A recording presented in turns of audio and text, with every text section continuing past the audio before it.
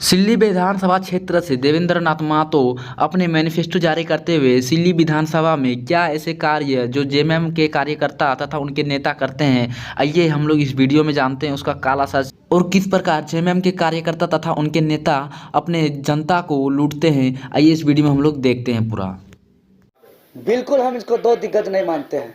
ये कैसा दो दिग्गज है जो आज तक पूरे सिल्ली विधानसभा क्षेत्र का कोई भी ब्लॉक जाइए बिना कमीशन का एक भी काम नहीं होता है। चाहे अबुआ आवास हो, वृद्धा पेंशन हो, कुआं तालाब, कोई भी सरकारी योजना हो, बिना पैसा का कोई काम नहीं होता है। सिल्ली विधानसभा का क्षेत्र सरकारी कार्यालय नहीं बल्कि बाजार का दुकान बन गया है। थाना जाइएगा, जिसका जो पार्टी का कार्यकर्ता है, जिसका पहुंच है पैरवी है, दिन दहाड़े गलत काम करते हैं तो उसको वो अगर थाना जाता है तो उसको कुर्सी में बैठाया जाता है, उसको बोल दिया जाता है आपका कोई दोष नहीं है।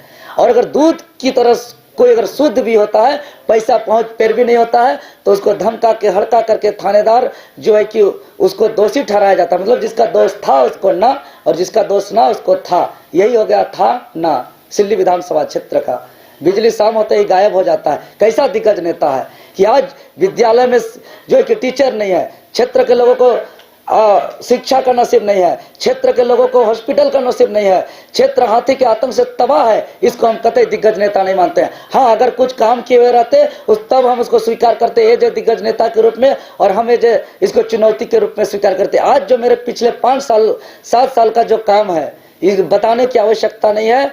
पूरा लाठी खाते खाते अपना कई बार अपना जान को भी खतरे में लेते हुए हमने लाठी को अपना बदन में लिया है, लेकिन विचलित नहीं हुआ है। संघर्ष के राह पर हटवार जेल तक का भी सफर किया है, लेकिन विचलित नहीं हुआ है। आज जो संकल्पित है बाल नहीं कटाने का, कि जब तक 60-40 नहीं हटेगा तब तक हम अपना बाल भी नहीं कटाने का संकल्पित हैं। इसको लेकर के चूंकि पूरी तरह जीवन को झोंक दिया है इस राज्य के लिए, और सिल्ली विधानसभा का आज प्यार भी मिल रहा है, तो निश्चित ही सिल्ली विधानसभा इस बार बदलाव के लिए तैयार है। और उन लोग को देख लिया, उन लोग का काम, इसलिए उसको अब देखने की जरूरत नहीं है। उन लोग का कोई सिद्धांत नहीं है, कोई नीति नहीं है। एक लीडर का जो कर्तव्य है कि उस शिक्षा का, रोजगार का, पॉलिसी का, करप्शन फ्री का, क्षेत्र के गरीब का न्याय का बात करें, उसमें कोई विजन नहीं। वो लोग क्या कर रहे हैं, अरे इस गांव जाएंगे कितना खिलाएंगे तो वोट मिलेगा, कितना मुर्गा दारू देंगे तो वोट मिलेगा, क्या बांटेंगे तो वोट मिलेगा, इस सिद्धांत से चुनाव लड़ रहे हैं। ये लीडर का लक्षण नहीं है, ये शिकारियों का लक्षण है। इसलिए जो बीजेपी का 22,000 का जो गो दीदी है,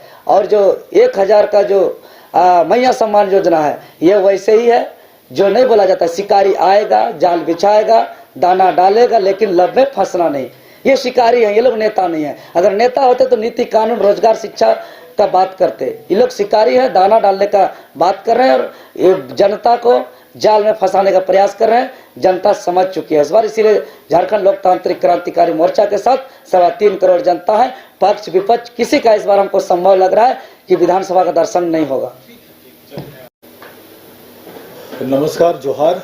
आज के इस प्रेस वार्ता में आप सभी पत्रकारों का मैं झारखंड लोकतांत्रिक क्रांतिकारी मोर्चा की ओर से स्वागत करता हूं, अभिनंदन करता हूं और दीपावली की आप सभी को शुभकामनाएं देता हूं।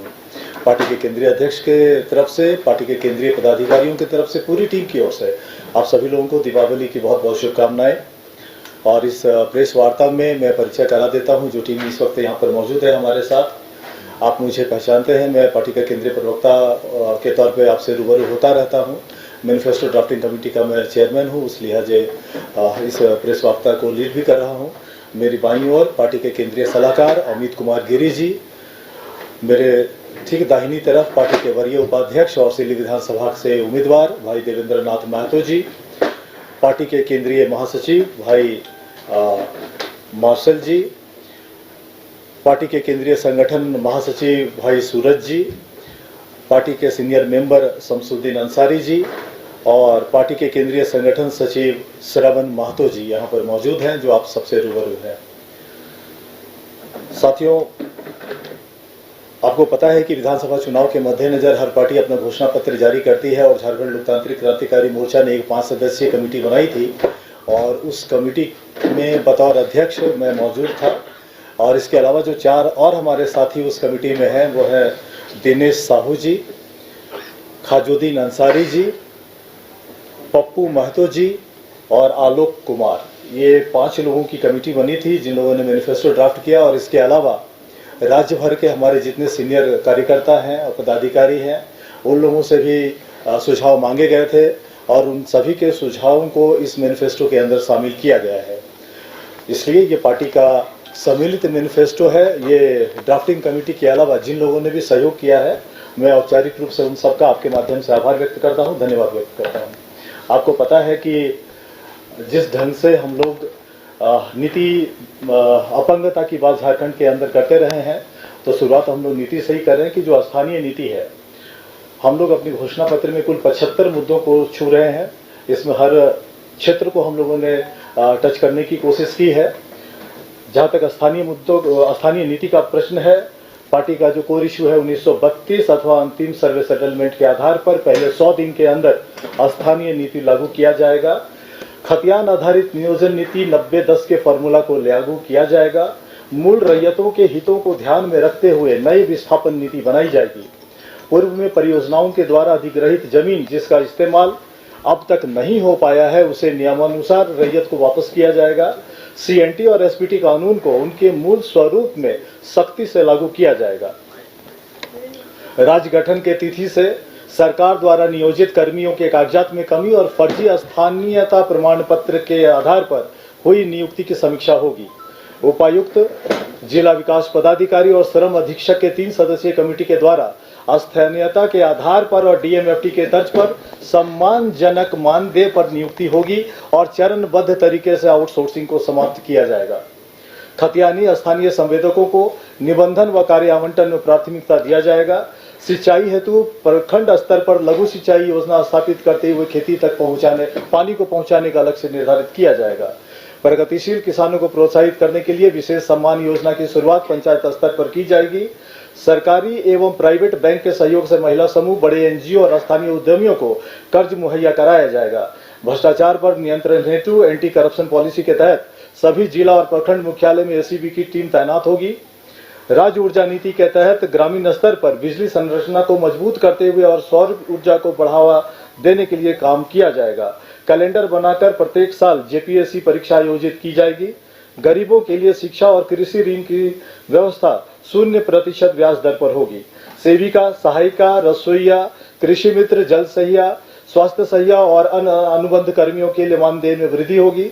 सहायक शिक्षक, पारा टीचर और आंगनबाड़ी सेविका के लिए वेतनमान लागू किया जाएगा। प्रखंड स्तर पर सरकार एक CBSE स्कूल का निबंधन व संचालन करेगी। सरकारी व निजी संस्थानों के साथ मिलकर प्रत्येक जिले में एक मेडिकल कॉलेज, तकनीकी कॉलेज, BEd व नर्सिंग कॉलेज की स्थापना होगी।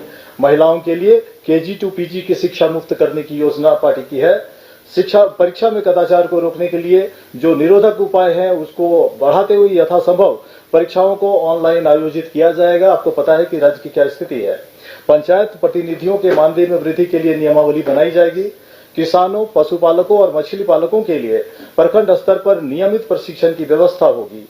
मनरेगा को भ्रष्टाचार मुक्त, पारदर्शी और प्रभावी रूप से संचालित किया जाएगा। कल कारखानों में कामगारों के हितों की रक्षा के लिए श्रम कानूनों में उचित संशोधन किया जाएगा। संगठित व असंगठित क्षेत्र में कार्यरत मजदूरों के लिए ट्रेड यूनियन का गठन पार्टी बहुत पहले से करती आ रही है। अब हम लोग इस पे आगे बढ़ेंगे। हमारी पार्टी आदिवासियों के सरना धर्म कोड का समर्थन करते हुए लागू करवाने का प्रयास करेगी। पेशा कानून 2006 को लागू करवाना हमारी प्राथमिकता होगी। आदिवासियों के सरना, मसना, जायर स्थान व हटगड़ी जैसे धार्मिक स्थानों को चिन्हित कर उन्हें संरक्षित किया जाएगा। झारखंड में समता जजमेंट को लागू करना पार्टी की प्राथमिकता है। IT सेक्टर को बढ़ावा देने के लिए राज्य के चुनिंदा जिलों को IT हब के रूप में विकसित करते हुए कंपनियों को आधारभूत सुविधा उपलब्ध कराया जाएगा तथा राज्य की युवा प्रतिभा को पलायन से रोका जाएगा। प्रवासी मजदूरों को पलायन से रोकने के लिए राज्य के भीतर सभी संभव क्षेत्रों में रोजगार का सृजन किया जाएगा। प्रवासी मजदूरों के परिवारों के संरक्षण हेतु प्रवासी मजदूर बीमा योजना शुरू की जाएगी। सभी आवास योजना, इंदिरा आवास, PM आवास, अबुआ आवास में मुफ्त बिजली का प्रावधान करते हुए सौर ऊर्जा की सुविधा दी जाएगी। वृद्धा पेंशन, विधवा पेंशन और विकलांग पेंशन की राशि जो फिलहाल 1000 है उसको बढ़ाकर 2000 की जाएगी। खेल को बढ़ावा देने के लिए विशेष खेल प्रोत्साहन योजना की शुरुआत होगी। झारखंड लोकतांत्रिक क्रांतिकारी मोर्चा के सभी विधायक अपने वेतन का 75% राशि अपने क्षेत्र के गरीब बच्चों की पढ़ाई व बीमार लोगों के इलाज में खर्च करेंगे। निजी विद्यालय शुल्क नियामक बोर्ड का गठन करते हुए हर 2 साल में शुल्क की समीक्षा की जाएगी। गैर मान्यता प्राप्त निजी विद्यालयों के संचालन हेतु मान्यता की शर्तों को लचीला बनाया जाएगा। प्रत्येक पंचायत में डिजिटल लाइब्रेरी की स्थापना होगी। स्वास्थ्य सेवा को बेहतर बनाने के लिए प्राइवेट अस्पतालों के संदर्भ में क्लिनिकल एस्टैब्लिशमेंट एक्ट की समीक्षा होगी। स्वास्थ्य के दृष्टिकोण से राज्य में संचालित उद्योगों का प्रदूषण मानकों के आधार पर मूल्यांकन किया जाएगा। पर्यटन स्थलों का सौंदर्यीकरण करके पर्यटन व स्थानीय रोजगार को बढ़ावा दिया जाएगा। उद्योग धंधे व व्यापारिक संस्थानों को बेहतर राजनीतिक और कानून व्यवस्था का माहौल उपलब्ध कराना प्राथमिकता होगी। गैर मजरूआ जमीन की बंदोबस्ती व मालगुजारी रैयतों के हितों को देखते हुए तय की जाएगी तथा उक्त जमीनों को गैर कानूनी दखल से मुक्त कराया जाएगा। झारखंड में उपलब्ध बड़े जलाशयों में बृहद मछली पालन योजना को संचालित किया जाएगा। डीवीसी, बीसीसीएल और कोल इंडिया का मुख्यालय हस्तांतरित कर बोकारो या धनबाद में लाने का प्रयास किया जाएगा। छात्रों की समस्या को समय पर निपटाने के लिए झारखंड छात्र आयोग का गठन किया जाएगा। परीक्षाओं के पेपर लीक या उससे जुड़ी अनियमितताओं को रोकने के लिए तकनीकी व प्रशासनिक अधिकारियों का टास्क फोर्स बनाया जाएगा। पिछली सरकारों के ढुलमुल रवैये के कारण पिछड़ चुके छात्रों को मौका देने के लिए चुनिंदा परीक्षाओं में उम्र सीमा में छूट दी जाएगी। झारखंड आंदोलनकारियों के पेंशन में बढ़ोतरी होगी। आंदोलनकारियों के आश्रितों को तृतीय व चतुर्थ वर्ग की नियुक्तियों में 5% आरक्षण दी जाएगी। आदिवासियों की परीक्षा के उत्थान के लिए विशेष प्रयास किए जाएंगे। झारखंड न्यायिक सेवा से जुड़े अधिवक्ताओं को सुरक्षा देने के लिए एडवोकेट प्रोटेक्शन एक्ट बनाया जाएगा। राज्य स्तरीय खेल विश्वविद्यालय की स्थापना करते हुए हर परिमंडल में बड़ा स्पोर्ट्स सेंटर स्थापित किया जाएगा। झारखंड के प्रत्येक परिवार के 18 वर्ष से अधिक उम्र के युवक और युवतियों को निजी व अर्ध सरकारी क्षेत्र में उनकी शिक्षा व दक्षता के आधार पर रोजगार की गारंटी होगी। हिंदी सहित झारखंड के क्षेत्रीय भाषाओं में बनने वाले सिनेमा के निर्माता व कलाकारों को विशेष प्रोत्साहन व संरक्षण दिया जाएगा। त्रिस्तरीय पंचायत चुनाव में निर्वाचित जनप्रतिनिधियों के मानदेय में व्यापक वृद्धि की जाएगी, जिसमें वार्ड सदस्य को 5,000, मुखिया व पंचायत समिति सदस्य को 11,000 और जिला परिषद सदस्य को 15,000 की राशि दी जाएगी। झारखंड में कार्यरत पत्रकारों को उनके क्षेत्र में कार्यरत कंपनियों के द्वारा आवास और स्वास्थ्य की सुविधा सहित स्वास्थ्य बीमा का प्रावधान किया जाएगा तथा उनके बच्चों के फीस में संबंधित निजी विद्यालयों में 50% की छूट दिलाई जाएगी। जो विभिन्न जिले हैं वहां के IPRD की सलाह अनिवार्य होगी इस पूरे मामले पर। छत्तीसगढ़ के तर्ज पर जो तेल घानी बोर्ड और माटी कला बोर्ड का जो गठन है उसको लेकर के निश्चित तौर पर हम लोग आगे बढ़ेंगे। झारखंड में संचालित मदरसा में शिक्षा के स्तर को बढ़ाते हुए अधिक प्रतिस्पर्धी बनाया जाएगा। झारखंड शिक्षक पात्रता परीक्षा उत्तीर्ण पारा शिक्षकों को सहायक शिक्षक के पद पर समायोजित किया जाएगा। झारखंड के स्थानीय महिला उद्यमियों को सरकारी गारंटी पर उद्योग स्थापित करने के लिए बैंकों से ऋण उपलब्ध कराया जाएगा, जिसमें प्रथम वर्ष का ब्याज शून्य होगा।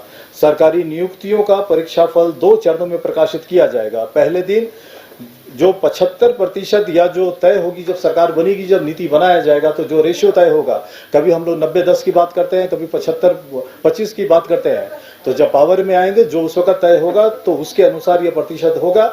लेकिन पहले दिन स्थानीयता के आधार पर झारखंड के अभ्यर्थियों की सूची जारी होगी और उसके अगले दिन शेष भारत की सूची जारी होगी और उनका परिणाम जारी होगा। 2 भागों में परिणाम को प्रकाशित करने का मकसद सिर्फ झारखंड के युवाओं को अतिरिक्त संरक्षण देना है। अतिरिक्त रोजगार सृजन के उद्देश्य से लेबर एक्ट में व्यापक बदलाव करते हुए कार्य अवधि को सभी क्षेत्रों में 8 घंटे तक सीमित करेंगे। उसके उपरांत सभी क्षेत्र में ओवरटाइम का चलन समाप्त किया जाएगा। परिणाम स्वरूप पहले से उपलब्ध जो अवसर है उस अवसर में 33% अधिक रोजगार का सृजन होगा।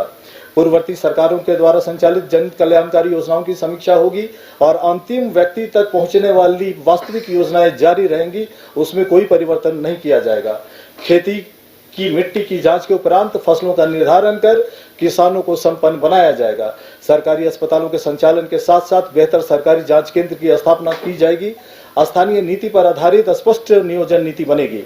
झारखंड के गरीब छात्रों को निःशुल्क शिक्षा व छात्रवृत्ति दी जाएगी। झारखंड के स्थानीय संवेदकों को 30 करोड़ तक के सरकारी टेंडर दिए जाएंगे। झारखंड के पिछड़े समुदाय को 27% तक का जो आरक्षण है उसको लेकर हम लोग संकल्पित हैं। DMFT की समीक्षा करते हुए खनन क्षेत्र के प्रभावितों की जरूरत व सुविधा को प्राथमिकता दी जाएगी। झारखंड की कला संस्कृति को संरक्षित करने के लिए बृहद कला संस्कृति बोर्ड का गठन किया जाएगा ताकि झारखंड के कलाकारों को प्रोत्साहित व संरक्षित किया जा सके। साथियों, इस पूरे घोषणा पत्र को हम लोगों ने टॉप 10 जो हमारा विजन है, जो पार्टी का जो प्राथमिकता है, उसमें भी हम लोगों ने समाहित करने की कोशिश की है। अगर आप रिकैप जानना चाहें इस पूरे घोषणा पत्र का, तो उसको खतियान आधारित स्थानीय नीति व नियोजन नीति बनाई जाएगी।